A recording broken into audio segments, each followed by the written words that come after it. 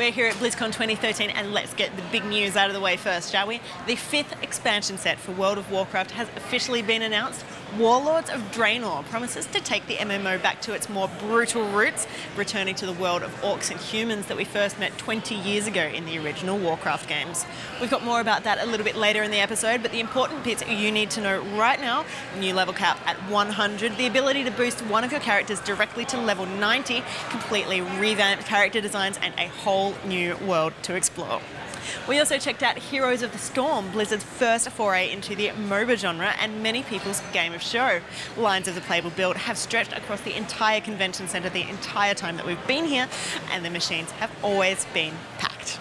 Similarly, everybody wants to know more about Hearthstone, so we checked that one out on both PC and tablet, and there's also the promise that this one is due out on smartphones very shortly. Finally this year, while we didn't hear very much from StarCraft, a big chunk of the team is actually working on Heroes of the Storm. We certainly heard a lot about Diablo III, including more information on new expansion Reaper of Souls and the game's upcoming release on PlayStation 4. But the world went on outside of Azeroth, and we've got a bunch of interviews and updates to share with you a little later. Now though, we'll kick things off with the latest gaming news, and it should be no surprise to learn that Call of Duty Ghosts has enjoyed a ridiculously successful launch on current-gen consoles and PC. Activision reports the game generated more than $1 billion in day one sales, and Ghosts is also tracking well on Xbox Live, rocketing to the top of the most played list, with Activision also pointing out that gameplay sessions are notably longer than they were for Black Ops 2 or Modern Warfare 3. While these statistics are pretty impressive by themselves, Ghosts is shaping up to smash more launch records alongside the new consoles. Expect more numbers by the end of November. And speaking of November, the 7th day of this month is known as N7 Day in certain circles, and BioWare has celebrated by sharing a number of pictures hinting at the next chapter of Mass Effect. Photos from producer Michael Gamble, studio director Yannick Roy, and gameplay designer Manvia Hare have shown new worlds and characters for the upcoming game.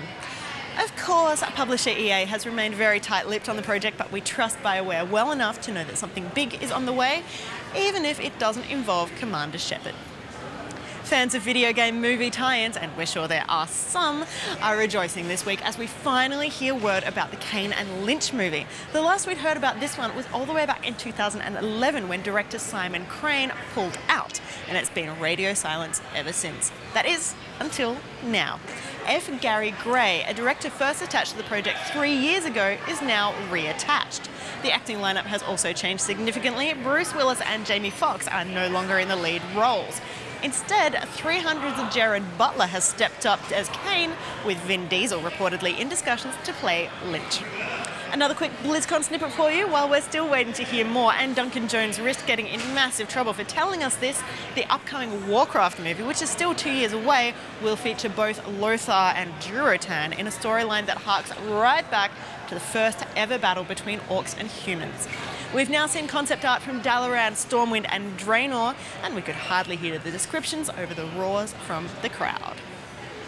On a completely different note, Grand Theft Auto 5 gamers have finally started receiving the first chunk of their $500,000 in-game payouts.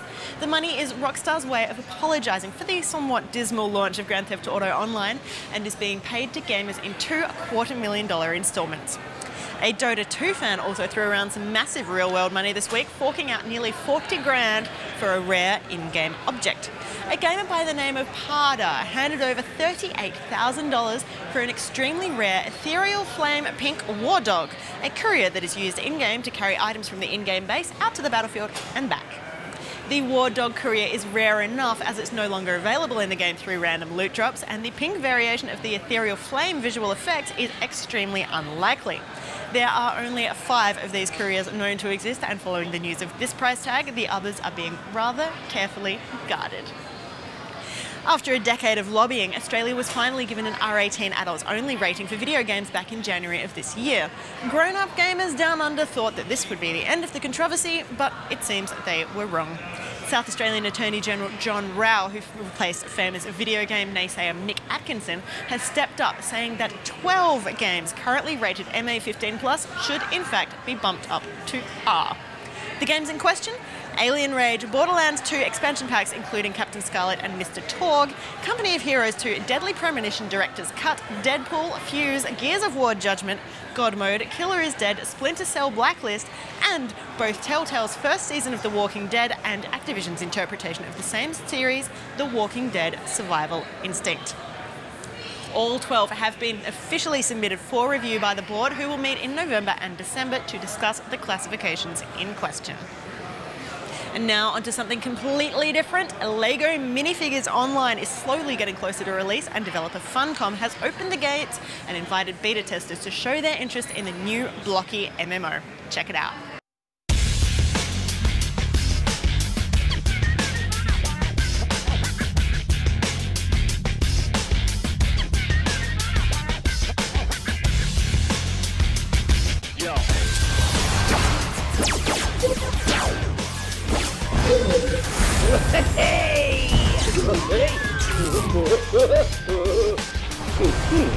There's no date for just when the beta test will actually kick off, but sign-ups are open right now.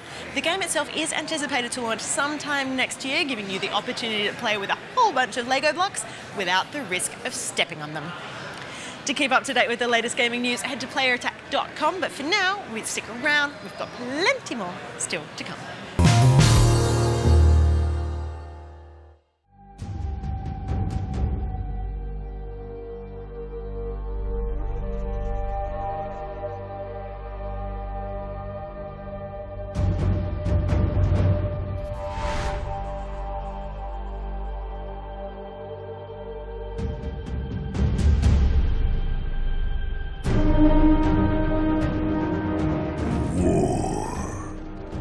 It is the lifeblood of this world.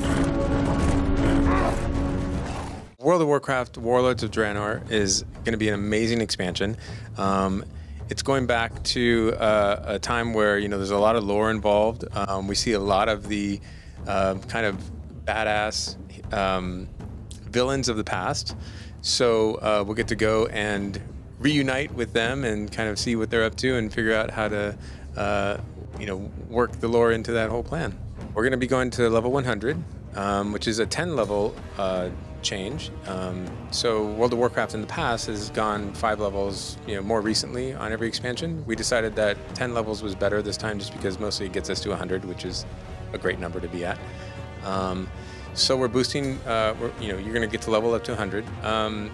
One new thing is also that players will get to boost to level 90 immediately, which is really cool because now, you know, we've all experienced the situation where we want to play WoW, but our friend hasn't played in a while, or, you know, they're not up to date with some of the latest stuff. So we want to kind of alleviate that and let everybody kind of jump in and enjoy the new content as quickly as possible.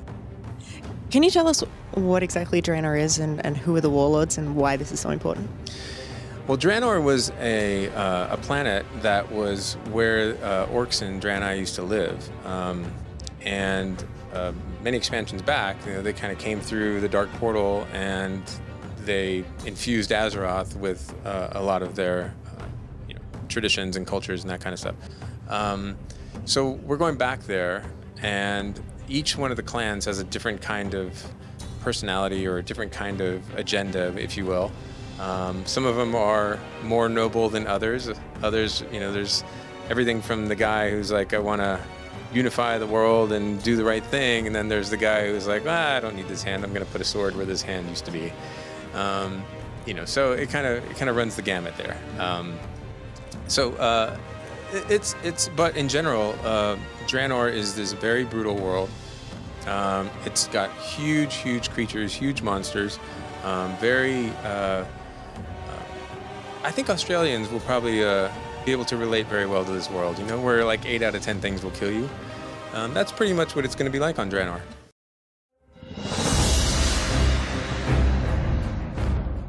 Heroes of the Storm is a new free-to-play team brawler game by Blizzard Entertainment. In Heroes of the Storm, you pick your favorite hero from Blizzard lore from the past 20 years. You go into battle into one of our different battlegrounds where there's different mechanics such as like Blackheart's Bay or the Haunted Mines. And then as you do battle with the enemy team, after you defeat their final tower, you actually will gain experience in the out-of-game and unlock more skins, more mounts, more talents, more heroes, just more ways to play. We were working on a couple StarCraft 2 mods to put out to the community to give them examples of some of the cool things that you can do with the tools. Like, I myself was working on Left to Die, a buddy of mine was working on Star Jeweled, and another friend of mine was also working on what was called Blizzard Dota back then. The reaction from the fans and the community was so positive that we started looking into expanding the mod into a fully fledged game that you see here on the show floor today. We hope that everybody is as excited as we are to finally get to this point. We're waiting to hear everyone's feedback on the game.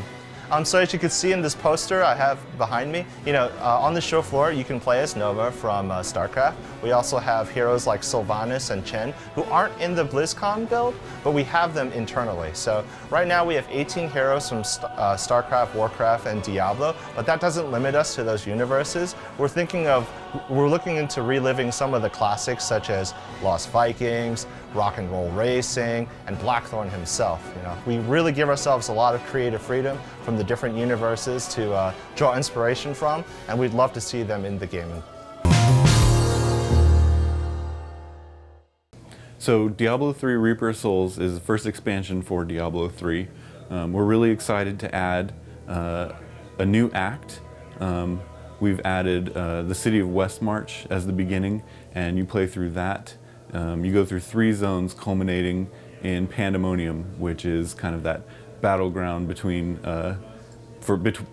angels and demons. We've added the Crusader, a new playable class, and we've added Adventure Mode, which is a whole new way to play. So our goal for Reaper of Souls is you can play the campaign mode, you can experience the story, and once you've had your fill of that, you can go into Adventure Mode and do a lot of randomized stuff. So it's all very replayable and should be hopefully very fun. We really like the idea of randomization. We took a lot of advantage of it in the original Diablo. Events would randomize, certain monsters would have different affixes or their abilities that would randomize. In some cases we may have taken randomization too far, like the items, for example, would have very different stats, some not as good as others. And what we've done in Reaper of Souls is we've tightened up the randomization in places where it didn't add good gameplay, and we've added randomization in places like the random dungeons, the Nephilim rifts we're adding, that give you a huge variety of gameplay and replayability.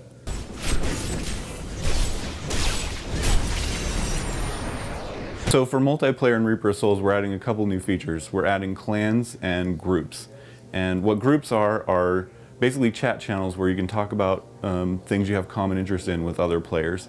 And what clans are is kind of more permanent groups of people that you're interested in playing with, and you can get a lot of updates through the clan system. So if someone in your clan gets a legendary, for example, that'll pop into chat and you can click it and see what they got. So there's a lot of community-based stuff that we're trying to add to the game.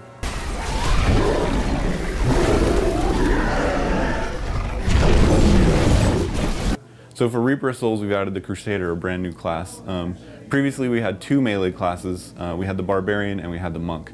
But when we look at making a new class, what we like to do is, what's the fantasy we're looking for? And we didn't have a really heavy armored, big shield kind of knight and battle scarred armor. And we wanted to add a character that really fulfilled that fantasy.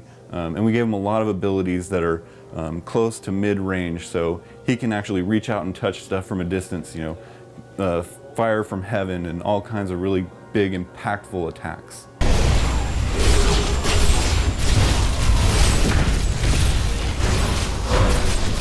So for Reaper of Souls, our primary focus right now is on the PC version.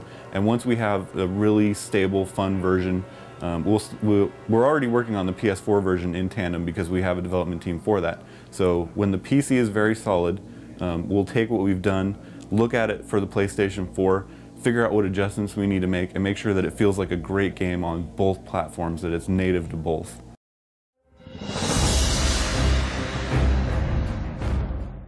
Diablo III Ultimate Evil Edition is what we're developing for PlayStation 4, and it includes all of the content from the original Diablo III for console, and on top of that we're bringing the expansion Reaper of Souls, and that's going to include some really exciting new features. It includes a whole new act, Act 5, it includes a new class, the Crusader, it includes a skill for each class, and we have a couple of new features we're really excited about. The first one is Adventure Mode, and the adventure mode is basically slay anything, slay anywhere. So we open up the world after you finish the story, and you can go anywhere and kill anything. And if you want more directed play, you can do player bounties, which will give you like a target, a specific monster event you need to find and complete, and you'll get a loot bag. And then the second thing is what we're calling Nephilim rifts, and occasionally through a loot bag or from a monster, you'll get a Nephilim key.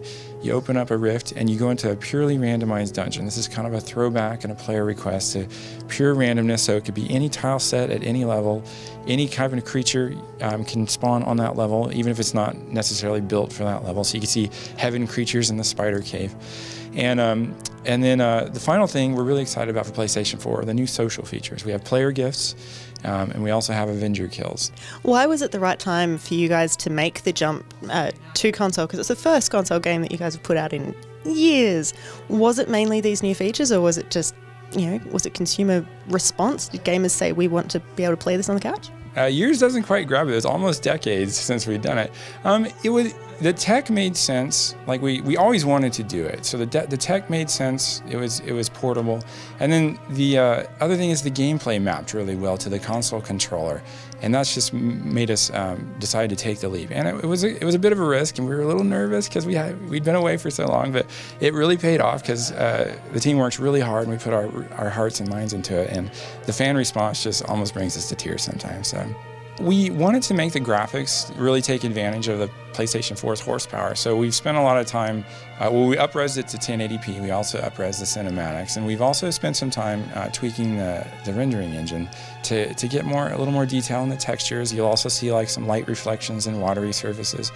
And then the main thing is just, we just kind of feel like we can live a little larger now with all that extra memory and all that extra processing power. And it looks amazing, and it's playable here on the show floor on PS4, which has got to be incredible. Have you heard any feedback from the gamers today? Yes, I was walking around and I was watching people play it. Everybody seemed really engaged. I didn't actually interrupt anybody's play session to say, hey, how's it going? But because they looked really engrossed, but I saw a lot of smiles on a lot of faces. I think players had been missing the action RPG genre for a while, and that was really popular last generation and kind of inexplicably disappeared. And we were happy to bring it back. So players seem really excited about that. And the most flattering question we often get is like, hey, was this built from the beginning for console? And we're like, well, no, it wasn't. We worked really hard to make it feel that way.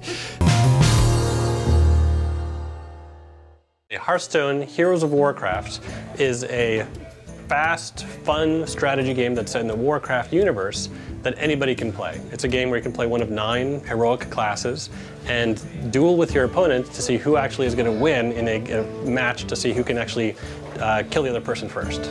It's definitely different than what we normally do at Blizzard, but we took that as a challenge, and we really feel like this genre of game is just so much fun, where the fun has been maybe buried a little bit too deep so that not everybody could really experience it. And so what we've been doing is really figuring out how can we make the game a little bit more accessible and make a game that anybody can play and have a lot of fun with. And so now that a lot of people have been playing in the beta, what we've started to hear is, no, that's awesome. I've never played a collectible card game before, and I'm super excited about Hearthstone. I'm having a lot of fun with it. The other thing that we've been really excited about is we've also heard from the other side of the fence. People who've been playing collectible card games for many years have come and said, this is a super deep game, there's a lot of stuff to do, I haven't even remotely begun to master it, so we're really excited about both sides of that. So Hearthstone really started in the same place that all of our games at Blizzard do, which is to say that we really kind of think about what are the games that we're really excited about? What are the games that we play on our lunch breaks? What are the games that we play when we go home late at night or when we get together with our buddies on a Friday night? And for a very long time, Blizzard has been a collectible card game shop. We love to play games there with each other, and for many, many, many years, we felt like this is an awesome genre and we'd love to do our own version of this. And what happened is we actually got a chance to start up a new team at Blizzard a couple of years back. And this new group called Team 5 was kind of figuring out what should we do for our first game. And so we felt like, because we're trying to make a smaller team and a little bit more experimental, it was a really good match for our passion for collectible card games. And so kind of that's how Hearthstone was born. We always start with the game first at Blizzard. So what's the best game we can possibly make? And once we feel like there's a great foundation there and we feel like this is an awesome game worth making, then we start to think about the business model. What's the right business model to supplement the game? So we've been saying for a while now that Hearthstone is really about being a game that's available to anybody, a game that anybody can play. So part of that is making it very accessible. No matter where you come from, what your background is, you have a chance to play Hearthstone. So for that reason, we felt free-to-play was the right model for Hearthstone. You know, you can play it any way you want. So you can come and never put in a dime if that's the way you like to play. Or if you want to kind of expand your collection a little faster, get access to more strategies maybe a little faster, you can certainly go to the store and buy some card packs through the in-game store as well. The feedback we're getting so far is that it is in fact easy to play and very difficult to master.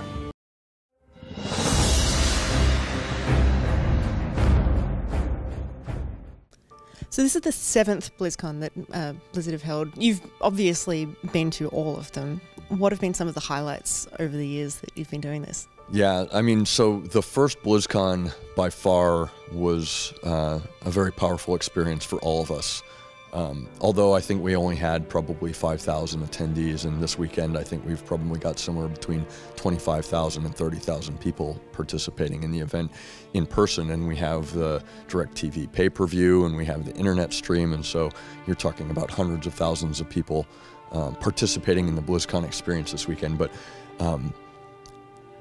that first BlizzCon, when we're on the show floor and we're seeing people lined up out the doors of the convention center, pressing up against the doors to get in, to sprint to the stations to try the works in progress, and seeing just, I don't think we realized it until after that how much passion we've sort of created in the fans with the products that we've delivered to them. So that's really exciting.